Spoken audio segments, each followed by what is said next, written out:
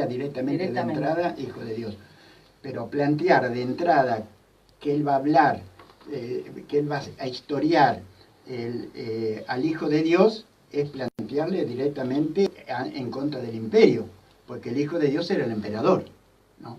El emperador, Octavio había incorporado las religiones orientales, en las cuales siempre el rey era hijo de Dios, estaba emparentado con la divinidad y generalmente era el hijo de Dios, ¿no? Octavio termina siendo rebautizado Augusto. La idea de ser Augusto es la idea de ser sagrado. Claro, correcto. Bueno, entonces, San Pablo, realmente lo va a decir con mucha claridad en la carta que le escribe para la comunidad que está en Roma, bajo el Imperio Romano. Entonces, Pablo dice, Jesús de Nazaret, hijo de David, según la carne, catasarca, según la carne, proclamado hijo de Dios. Entonces, directamente en contra del emperador. Proclamado es entronizado a su vez, porque el emperador era entronizado como hijo de Dios. Entonces Pablo dice, no, este campesino, Jesús de Nazaret, que es biológicamente, dijo, no, nosotros no nos confundimos, biológicamente es del estirpe de David, pero, digamos, su realidad ahora es la proclamación, ¿no es cierto?, de el ser hijo de Dios. Y en esta proclamación estamos incluidos todos aquellos que estamos en su proyecto, que pasamos a ser hijo de Dios. Y la filiación divina pasa a ser una categoría teológico-política muy importante, una categoría teológica y política, digamos, de extraordinaria importancia, que va a ser la que le va a dar fuerza a los primeros cristianos para enfrentarse al Imperio Romano. Sin esa categoría no hubiesen tenido la fuerza, no se hubiesen animado realmente a un enfrentamiento tan terrible como el que tuvieron con el Imperio Romano. Lula, ¿tenemos algún audio que nos llegue al 1165164446 con preguntas para el señor Rubén Dri, que en esta tarde de hoy nos está acompañando y enseñando tanto sobre lo que también implica este Viernes Santo? Vamos a escucharlo.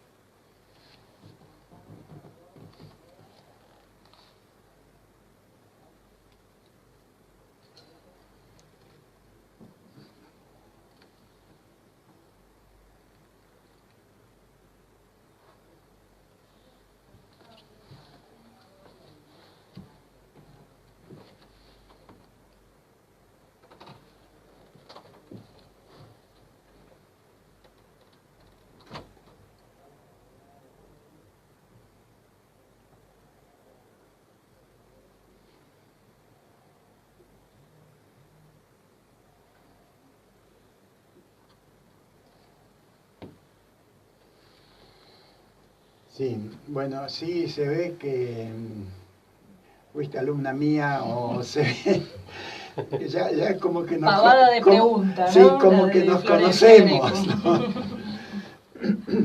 Me has hecho una pregunta realmente, bueno, muy, muy importante, sí. Porque de Hegel hemos aprendido de que la realidad es dialéctica, pero cuando hablamos de realidad estamos hablando del sujeto, estamos hablando de los sujetos, no estamos hablando de cosas, estamos hablando de nosotros, ¿no? Bueno, la realidad la hacemos nosotros, somos nosotros. Bueno, y nosotros somos dialécticos. ¿Qué quiere decir que somos dialécticos? Que continuamente entramos en una contradicción, que incluso nosotros mismos forjamos la contradicción, ¿no es cierto? Y debemos superar la contradicción. Que todo el proceso es ese camino, ¿no?, de detectar la contradicción, de detectar la negatividad y de superarla, ¿no? Entonces, bueno,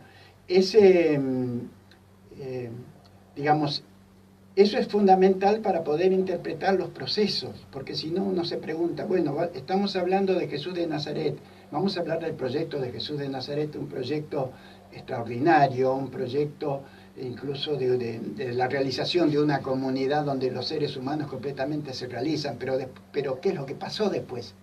¿Qué pasó? ¿Lo pudo realizar? Bueno, finalmente decimos, no, porque finalmente murió, o sea, lo mataron. Ah, bien, esa es la negatividad, y entonces ahí murió.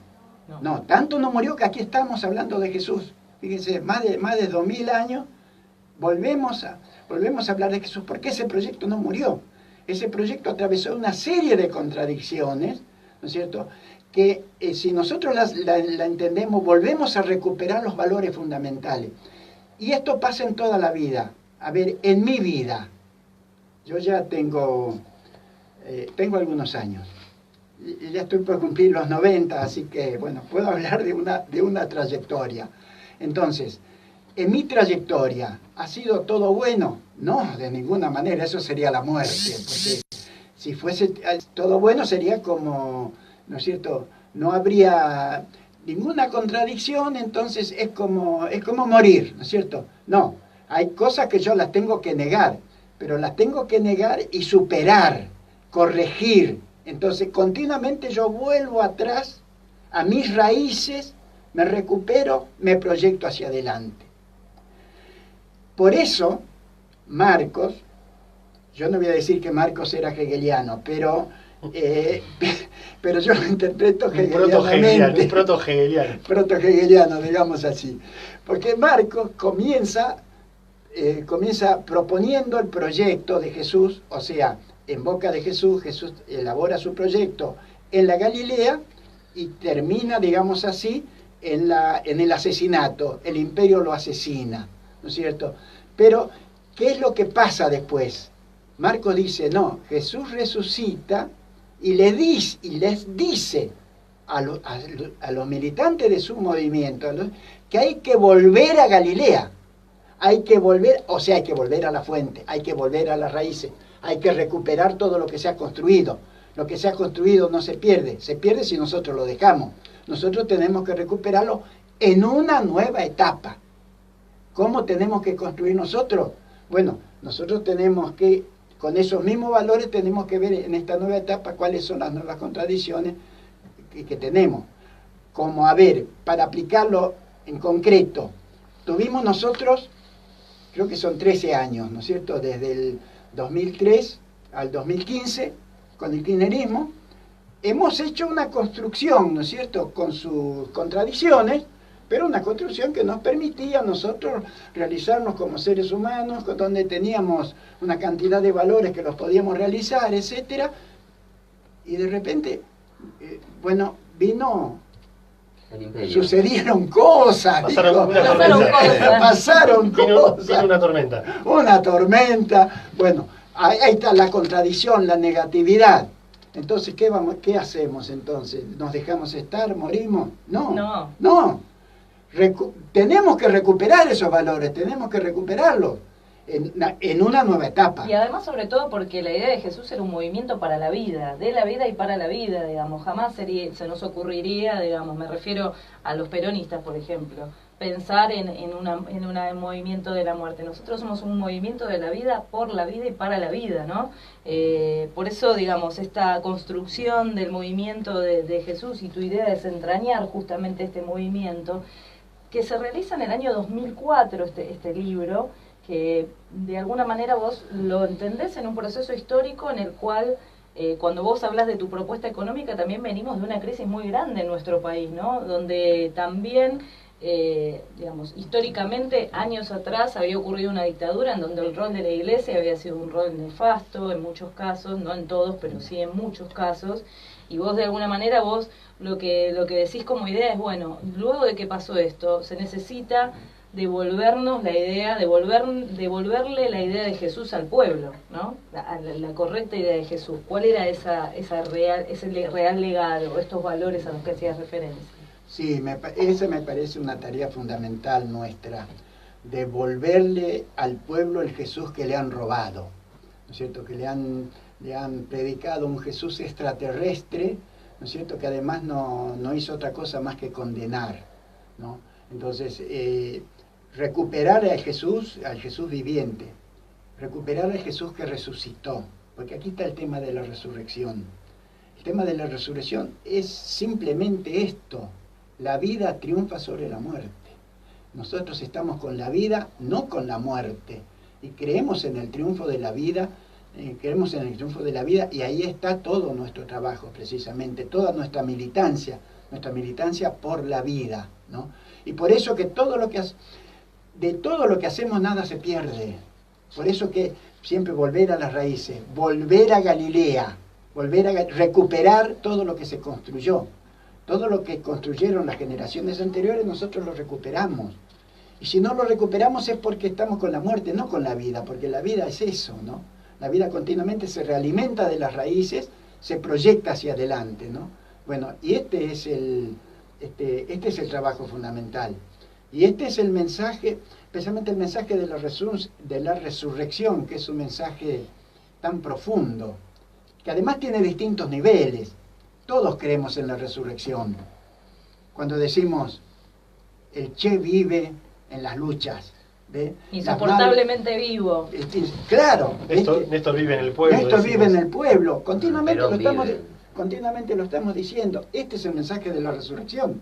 La vida triunfa sobre la muerte. Sí, ¿no? entendiendo que lo que vive es ese mensaje. Claro. El mensaje tiene vida, tiene actualidad, se puede actualizar. Y que alimenta nuevas vidas. En ese sentido, yo leyéndote, hace poco lo había escuchado al Papa decir, salgamos de la iglesia y volvamos a Jesús. Tiene mucho que ver con esto que vos estás diciendo. Claro, lo que pasa es lo siguiente, claro, yo le diría a él y él estaría de acuerdo, esta es la iglesia, ¿eh? Aquí estamos en la iglesia, no se me asusten, estamos en la iglesia. Claro. ¿Ve? No, claro, pero digo, esa iglesia, esa institución que durante más de 1000 años se celebró más a sí misma que al mensaje que debería haber defendido, digamos. Claro, claro. Ahí de una manera muy contradictoria también, porque finalmente a pesar de todas las traiciones, etcétera, ¿no es cierto? Siempre se transmitió un mensaje, hubo un mensaje, hubo una transmisión, ¿no? Entonces, pero eso habría que verlo a partir de los mismos orígenes, ¿no? Porque tenemos, después del asesinato de Jesús, tenemos la primera construcción que es una construcción muy profética, muy liberadora, y después cuando las autoridades del Imperio Romano, con Constantino, después con Teodosio, se dan cuenta, ¿no es cierto?, que les han minado las bases, ¿no es cierto?, y que van a romper el imperio, entonces ofrecen la negociación. Sí, el edicto de Milán primero y después la transformación del cristianismo en religión oficial del imperio. Religión oficial del imperio, claro.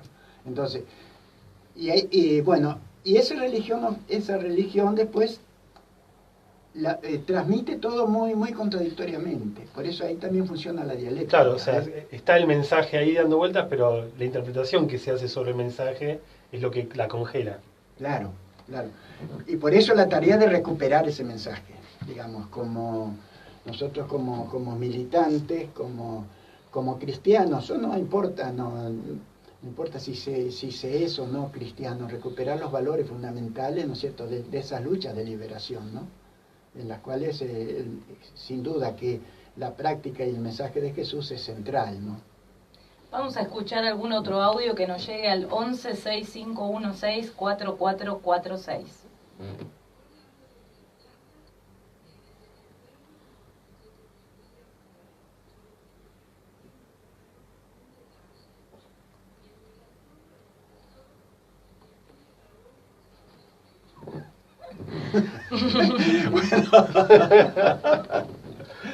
Bueno, te agradezco muchísimo realmente tus conceptos. Eso es una especie de caricia al alma la que me hace. Bueno, muchísimas gracias. María de la Plata nos mandó ese mensaje. Muchas gracias, María.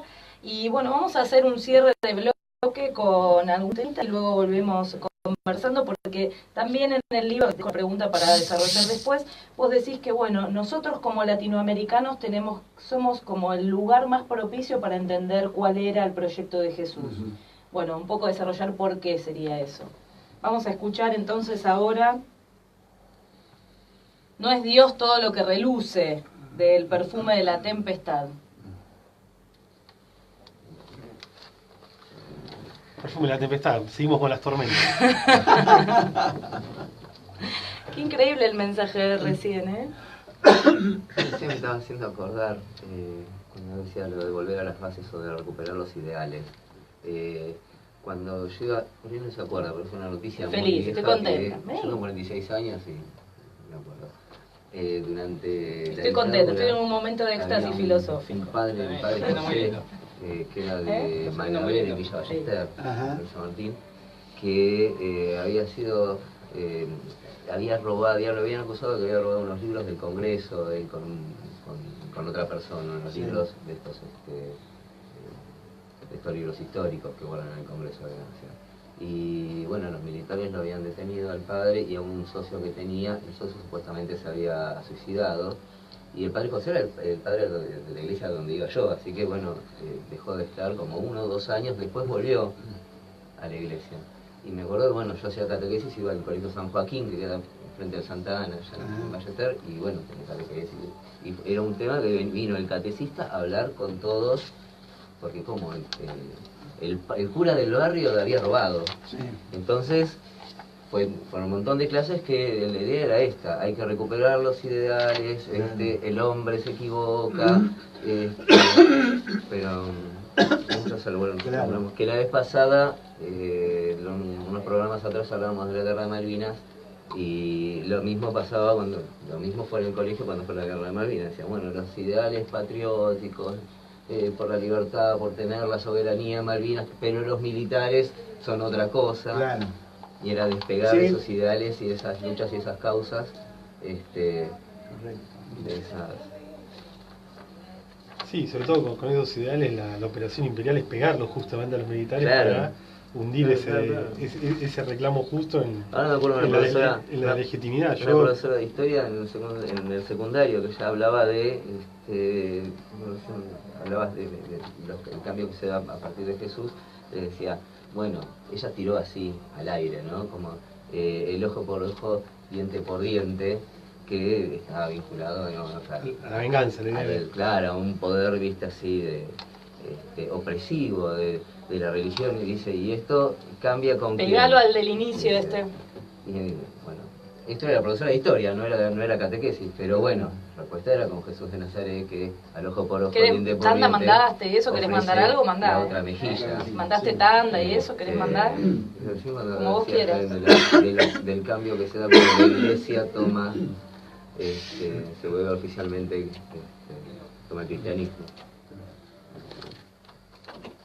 Y de hecho, leyendo ahí la biografía del Indio Solari, la que Vení, publicó vamos a Figueras, sacarnos una foto así, Juan. A ver, ahí sale. Para allá.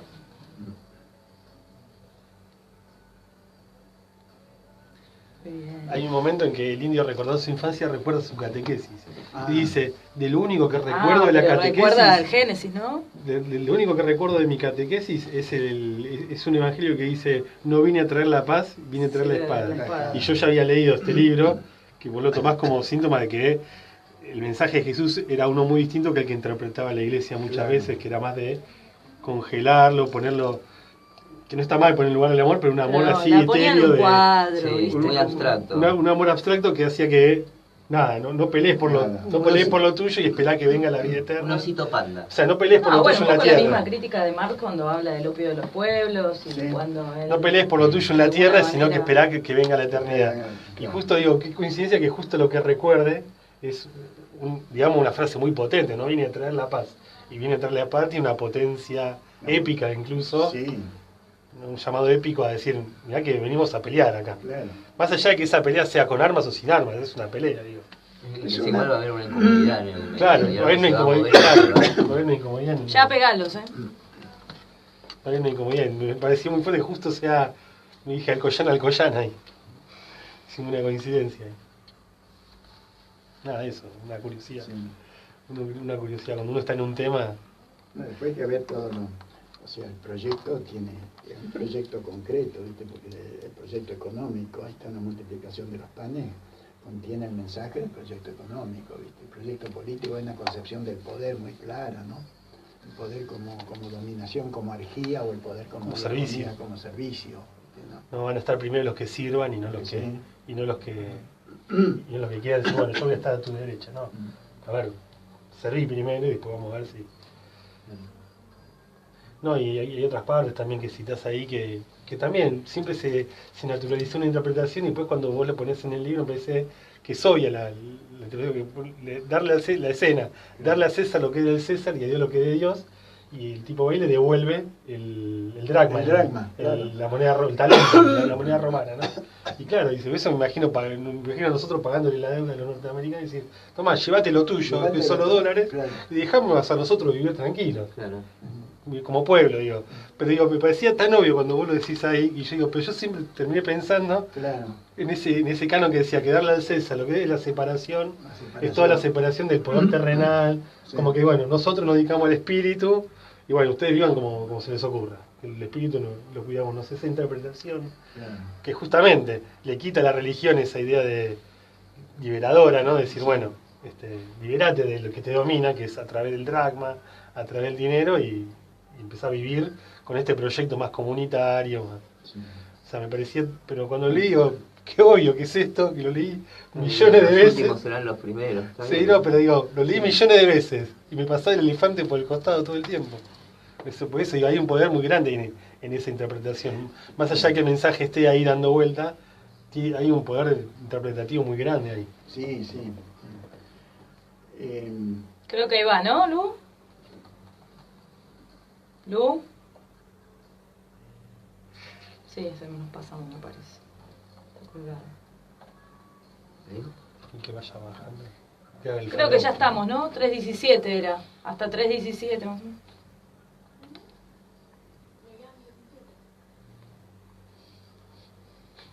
Parecía que estábamos excedidos. ¿Qué fue el que nació en Belén? Ahí está. Yo creo que lo dejé hasta ahí. Que habla de Es nacimiento una de sensación de las películas que uno ve de Hollywood. Donde está Bueno, vamos al aire. Jesús. Preguntá al aire. Pregunta al aire. Que no preguntaste Pregunta al nada. aire. ¿Es ahora?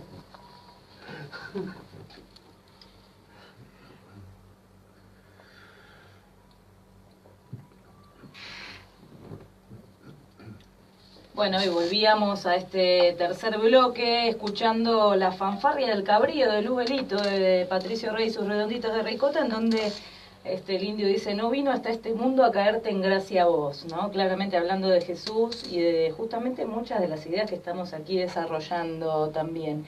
Y no vino hasta este mundo a caerte en gracia a vos, sobre todo a justamente el imperio del cual estábamos hablando de esa época. Y la pregunta que nos quedó pendiente un poco era por qué justamente en Latinoamérica sería un lugar donde se pueden entender mucho más estas utopías que traía este movimiento liberador de Jesús. Sí. Todo el proyecto de Jesús, la vida de Jesús, su práctica, transcurre en lo que prácticamente en la Galilea, la Judea, la Samaria, la Perea, etcétera, que forman ahí la Palestina, que es una zona completamente dominada por el imperio, ¿no es cierto? Bueno, Latinoamérica es una zona dominada por el imperio. De ahí digo yo, si hay el cristianismo que entiende, que pone en práctica el proyecto de Jesús, ¿no es cierto? El cristianismo, de hecho, se viene realizando ya de 2000 años, pero ha pasado por diversas circunstancias, diversas contradicciones, y ha legitimado opresiones, ha legitimado genocidios, ha legitimado crímenes, ¿no es cierto? Entonces, ¿desde dónde se puede entender mejor el proyecto de Jesús? Debido a que cuando nosotros tratamos de entender ese proyecto, vemos que en la iglesia se nos transmite de una manera que evidentemente no es un proyecto completamente liberador, sino que muchas veces es opresor y hasta que favorece muchas veces incluso los crímenes, ¿no? Entonces, ahora bien, Latinoamérica se encuentra en una situación analógicamente igual, o sea, parecida a la Palestina en la época de Jesús, a la Galilea en la época de Jesús. O sea, Jesús transmite un mensaje de liberación desde el oprimido en contra del opresor, pero no lo hace desde arriba, ¿no es cierto?, desde el opresor, transmitir ese contenido, sino que lo hace desde el oprimido. Nosotros somos ahora la Palestina, nosotros somos ahora la Galilea. Ese volver a Galilea, ¿no es cierto? Nosotros somos esa Galilea. Entender el proyecto de liberación de Jesús desde la opresión parecida a la que sufría Jesús, nos permite mayor claridad, mayor profundidad, llegamos más fácilmente que si nosotros estuviésemos también en una situación de opresores, ¿no? Al opresor le cuesta mucho más entender este mensaje.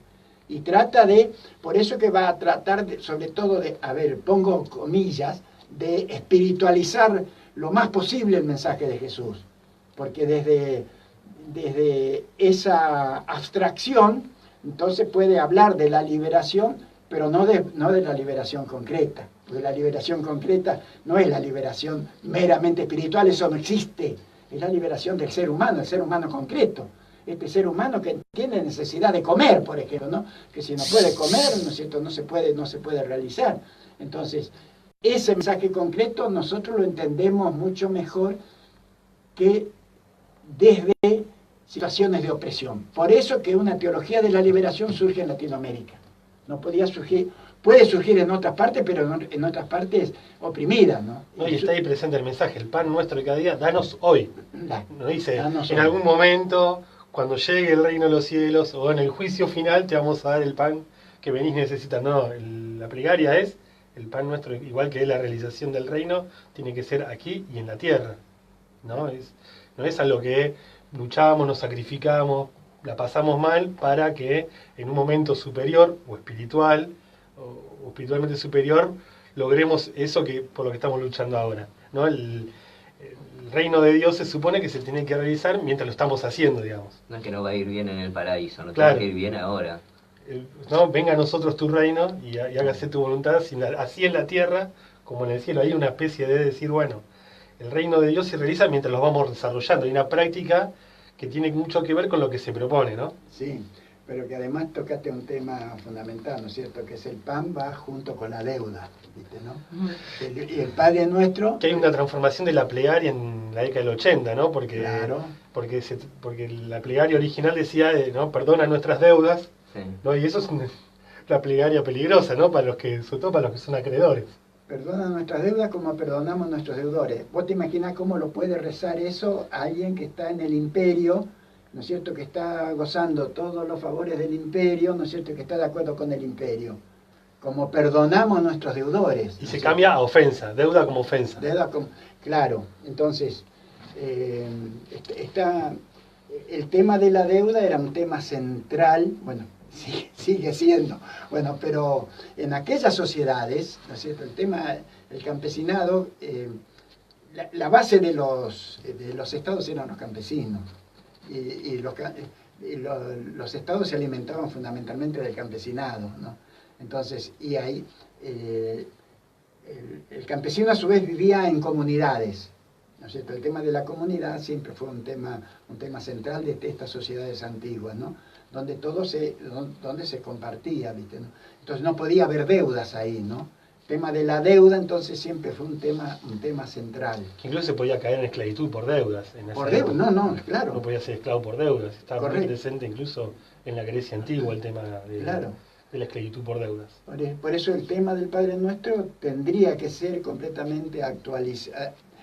Hay que recuperar nuevamente el perdónanos nuestras deudas como perdonamos. Sí, para poder, que terminaría diciendo algo sobre lo que aquí estamos viviendo también. Bueno, la deuda del correo se la están perdonando, así que... Sí, por eso, nosotros perdonamos la deuda de ellos, bien sería que ellos perdonen las nuestras, digamos. En el fondo es religioso. Por eso es una práctica que se realiza en el momento que también, o sea, debería haber una especie de reciprocidad, digamos, ya que aludimos a las comunidades campesinas. Ahí que hablamos de la deuda y del pan, tenemos que decir algo de lo económico del proyecto. Eso iba a decir, Jesús, ¿no? sí. La propuesta económica está expresada en los evangelios a través de la multiplicación de los panes, ¿no?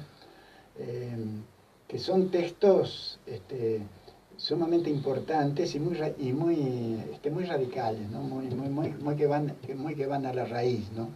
Porque en el Evangelio de Marcos hay dos multiplicaciones de los panes. Una se realiza al oeste del lago de Genesaret y la otra al este, porque son dos comunidades distintas, dos pueblos distintos, el pueblo hebreo al oeste y el pueblo, digamos, lo que eran considerados los paganos, ¿no es cierto?, al este. Entonces, y el mensaje de Jesús está para todos, por lo tanto, no solamente para el pueblo hebreo, sino también para los otros, ¿no? Entonces, y además, para trasladarse de un lugar para el otro hay que atravesar el lago. Y en el lago, a su vez, están los enemigos, es decir, están los monstruos marinos, o sea, los enemigos del proyecto. Está el imperio ahí nuevamente, como los monstruos marinos que amenazan entonces el proyecto. Al principio de la narración hay un diálogo entre Jesús y los discípulos, o sea, los militantes de su movimiento, ¿no? Los discípulos le dicen a Jesús, bueno, la gente está cansada, la gente tiene hambre ya, mándalos a las aldeas para que compren algo de comer.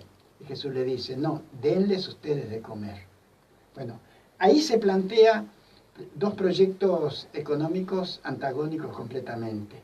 Uno, que para comer vos tenés que tener los medios necesarios. Es decir, si vas a comprar es porque tenés dinero para comprar. Fíjate qué actual que es esto, ¿no? Exacto.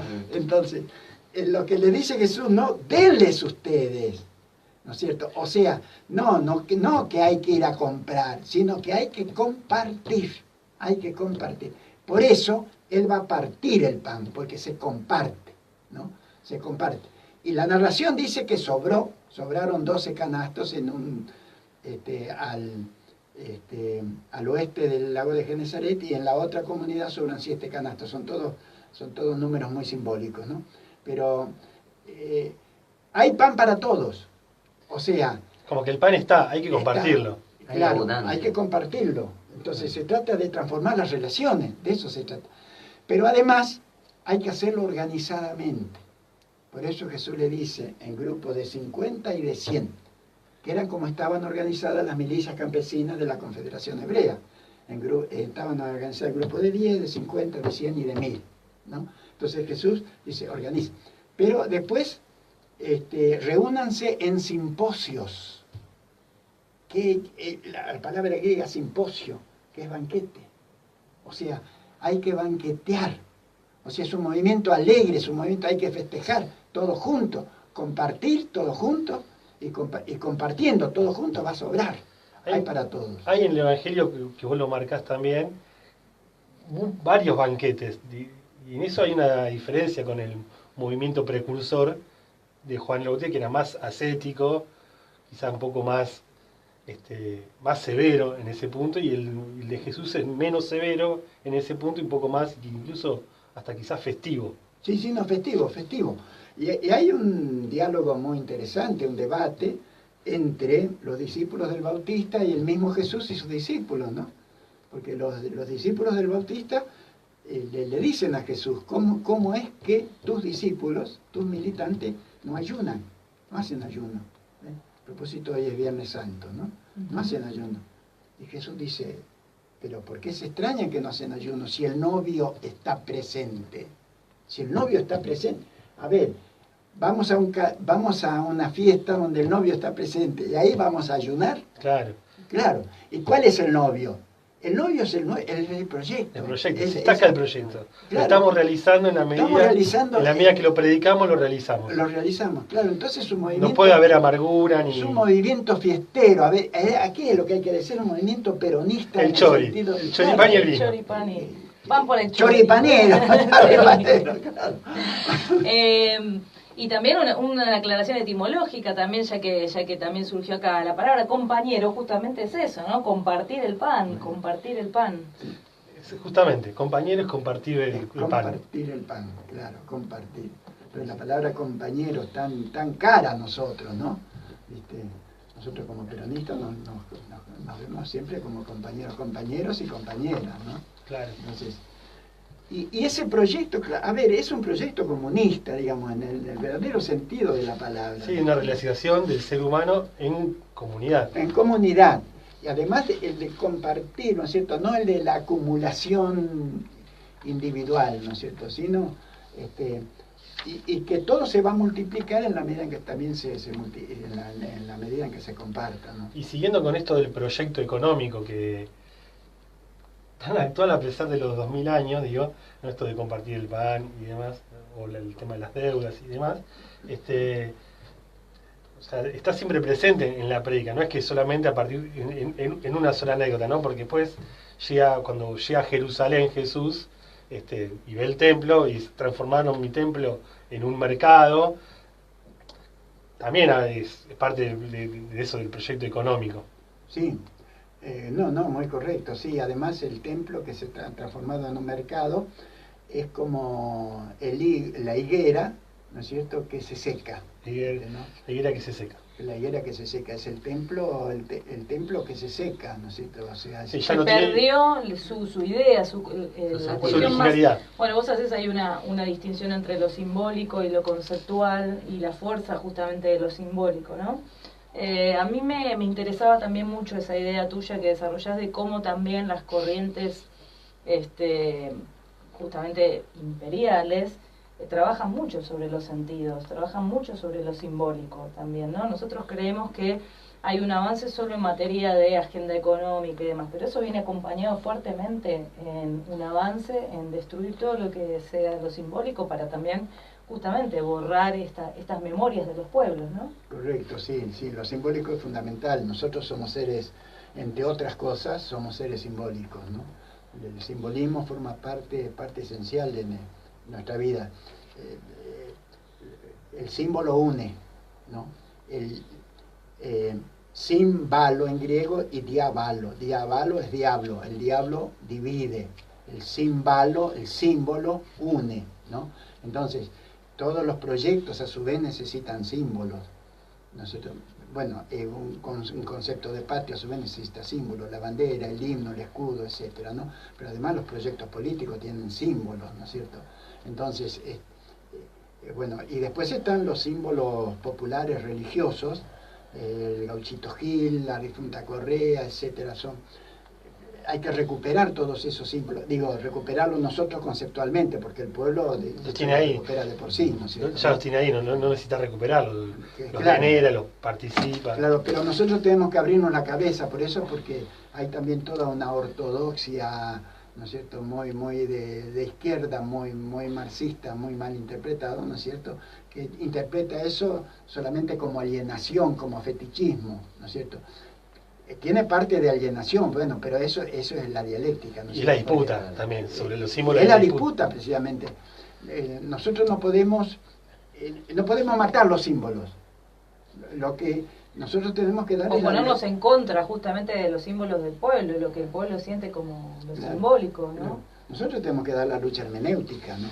Junto con el pueblo, ¿viste? ¿No? ¿Qué significa para la vida, qué significan esos símbolos, ¿no? ¿Quién era el Gauchito Gil, por ejemplo, y recuperarlo desde ese lugar también? Sí, recuperar ese lugar, o San Cayetano también, y fíjate, pero además lo hemos constatado, ¿no? Aquel que va a San Cayetano, le reza a San Cayetano para que le dé pan, si cree en eso, establece una relación con el símbolo que le da fuerza para ir a buscar.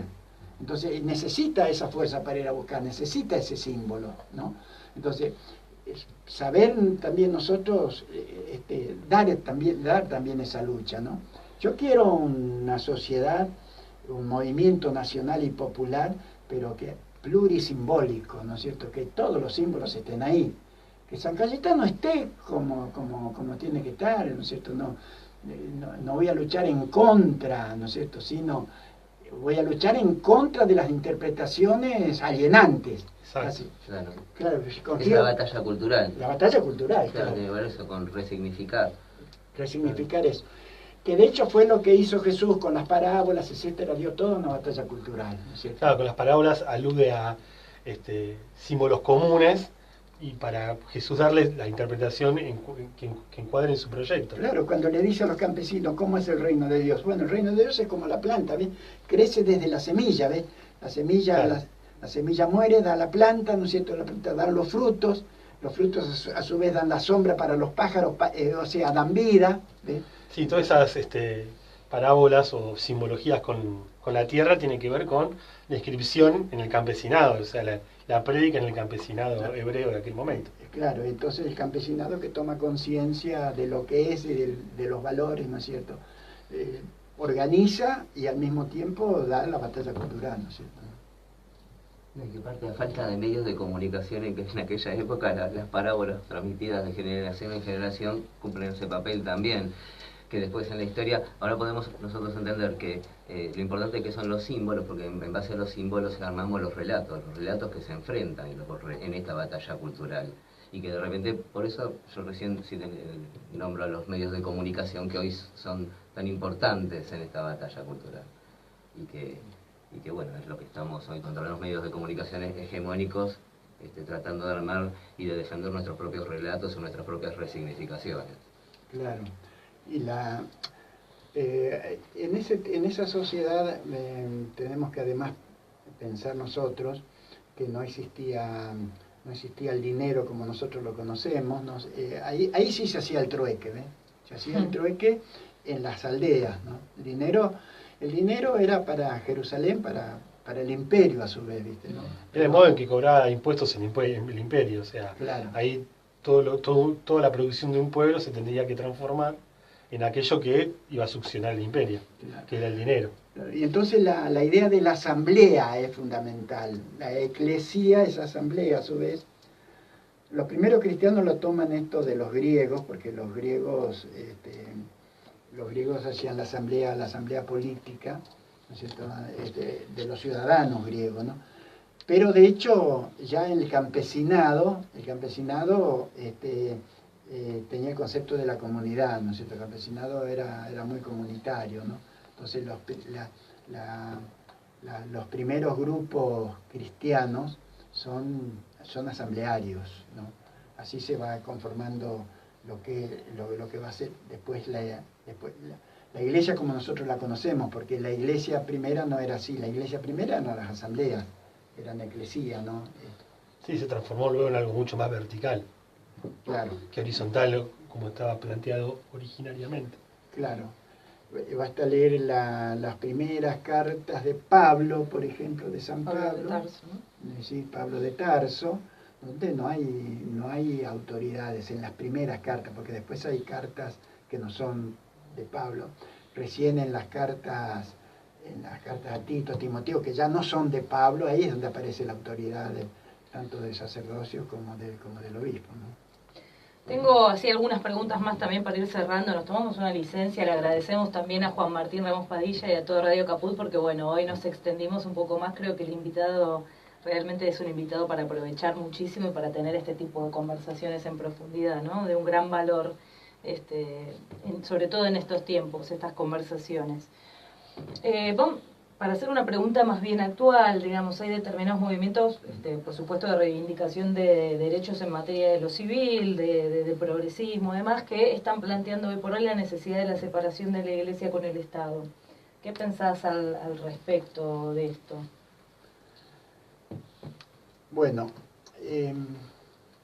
yo estoy de acuerdo con la separación de la Iglesia del Estado, pero dicho así, es horrible. Es como un eslogan, así como una claro, cosa. ¿no? Como un eslogan. Quiero decir lo siguiente: el Estado es una institución, es un ámbito, es un espacio y es una institución fundamental de organización de la sociedad.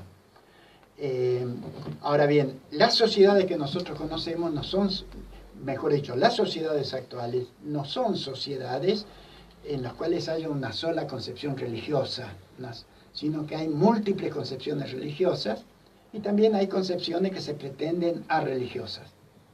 Yo digo se pretende porque yo hago una interpretación. Yo creo que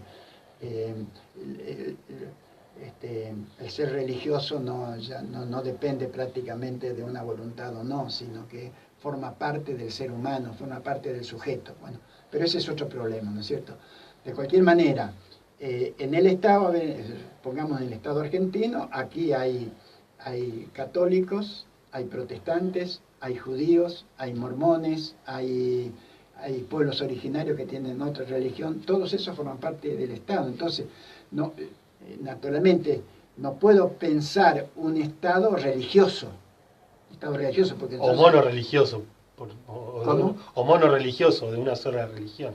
y si no tiene que ser plurirreligioso, Claro, sí. multirreligioso, Claro. tampoco lo veo así.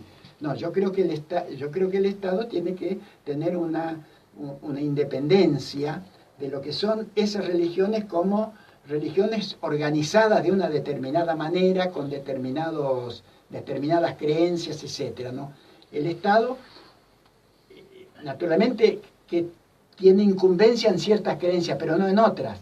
En creencias, en creencias religiosas, por ejemplo, de ultratumba, sobre la resurrección, etcétera, ahí no se tiene que meter el Estado. El Estado, naturalmente, tiene, en el Estado hay que creer, naturalmente, en determinados valores, eso sí, pero esos valores compartidos, esos valores comunes, ¿no es cierto? Lo cual tiene que haber todo un proceso a su vez, porque no podemos pensar tampoco un Estado realizado independientemente de la realización histórica, y la realización histórica es dialéctica, es muy contradictoria. Entonces, los Estados son Estados que se van realizando. Y en este proceso de realización del Estado tiene que ir tomando un determinado tipo de independencia que no significa absoluta neutralidad. Porque el Estado tiene que proteger también determinados valores que son religiosos, ¿no?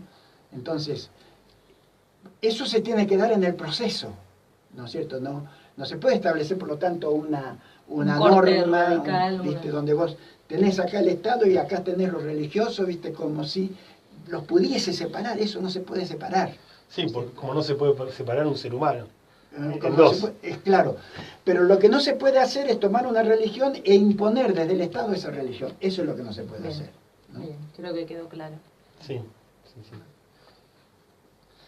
Bueno, ¿y cómo ves la situación de nuestro país, el futuro de nuestro país, en términos más políticos, te lo pregunto? ¿Tenés una visión más optimista en términos de, digamos, bueno, cuando vos hablás, por ejemplo, de lo que fue el 2001 y esa reconstrucción en términos dialécticos de lo que es el movimiento popular? Hoy por hoy, que estamos en un proceso de resistencia, ¿cómo ves ese proceso de reconstrucción de nuestro propio movimiento? Sí, lo veo difícil, pero no imposible. Y además soy un poco más optimista actualmente de lo que era hasta hace poco. Parece mentira, porque la crisis se agudizó. Bueno, pero al agudizarse la crisis, entonces tenemos sectores que parece que se van dando cuenta, ¿no es cierto?, de que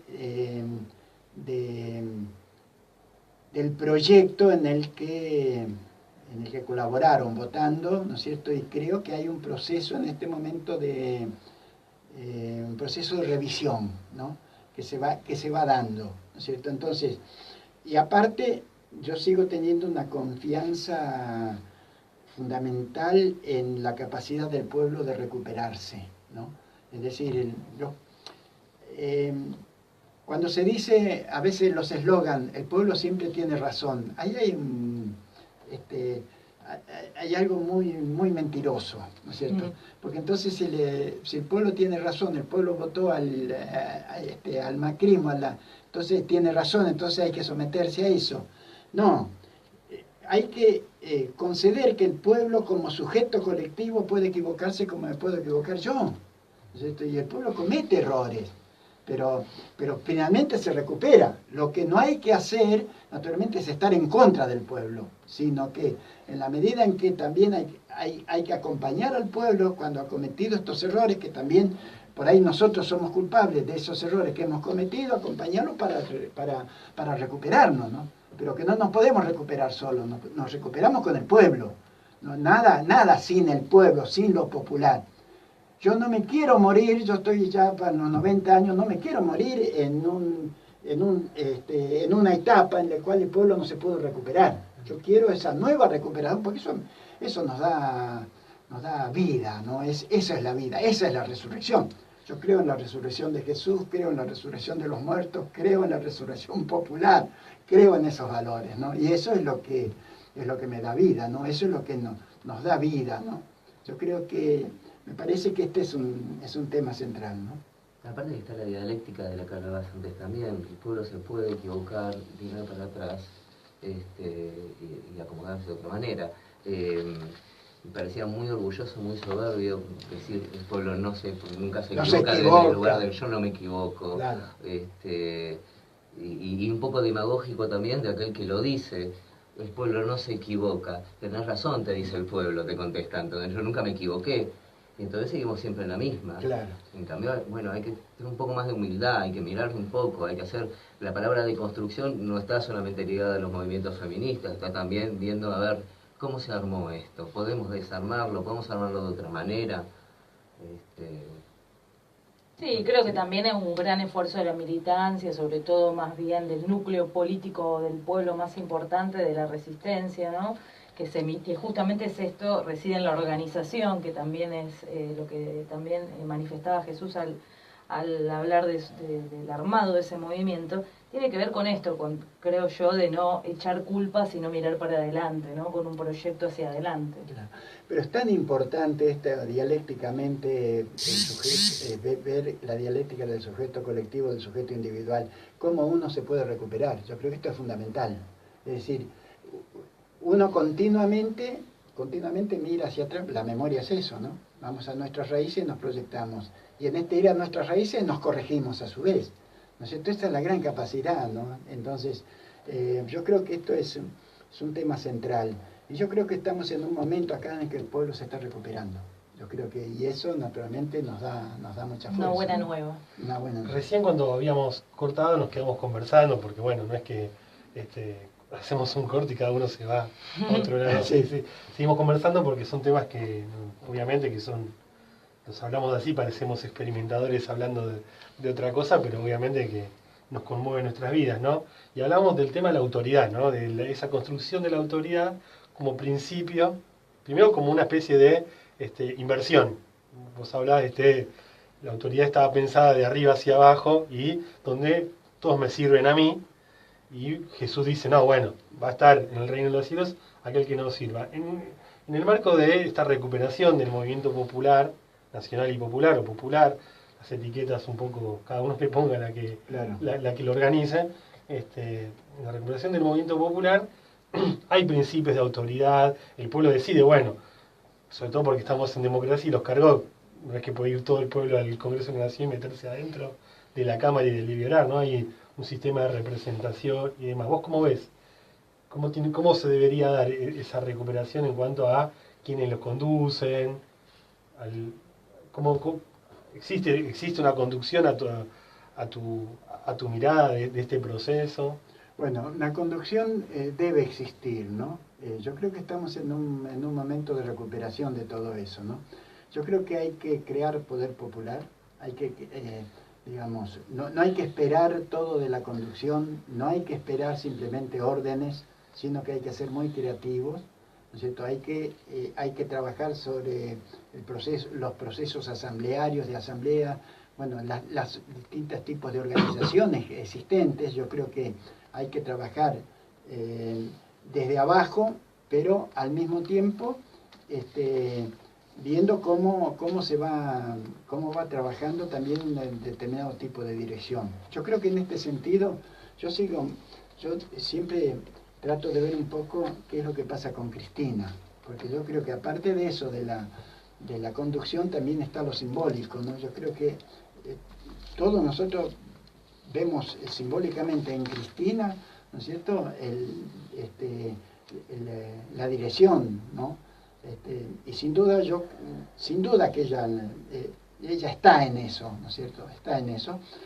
Yo en eso tengo mucha confianza, mucha esperanza, pero al mismo tiempo no esperar que lo haga ella. ¿Qué tenemos que hacer nosotros? Te voy a interrumpir solamente para también usar una frase muy peronista, que era la idea de Perón de que si Dios bajara todos los días a la tierra, el problema planteado entre hombres ya le habríamos perdido el respeto, ¿no? Para resolver todo, porque no hubiera faltado el tonto que hubiera dicho que se creía reemplazar a Dios. Que hacía un mejor trabajo. Correcto, sí.